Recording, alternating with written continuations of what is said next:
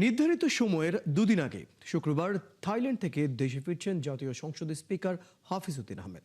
রাষ্ট্রপতি মোহাম্মদ শাহাবুদ্দিনের পদত্যাগ নিয়ে আলোচনার মধ্যে বিদেশ সফর সংক্ষিপ্ত করে ফিরছেন তিনি। সংবিধান অনুযায়ী রাষ্ট্রপতি স্পিকারের কাছে পদত্যাগপত্র জমা দেন। শুক্রবার দুপুর 12টা 10 মিনিটে থাই এয়ারওয়েজের একটি ফ্লাইটে ঢাকার হজরত শাহজালাল আন্তর্জাতিক বিমানবন্দরে অবতরণ করবেন স্পিকার।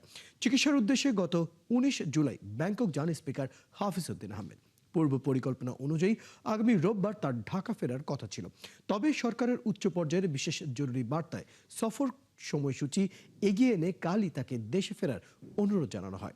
সংবিধানের 54 অনুচ্ছেদ অনুযায়ী রাষ্ট্রপতি পদ শূন্য হলে জাতীয় সংসদের স্পিকার ভারপ্রাপ্ত রাষ্ট্রপতি হিসেবে যাবতীয় দায়িত্ব পালন করবেন।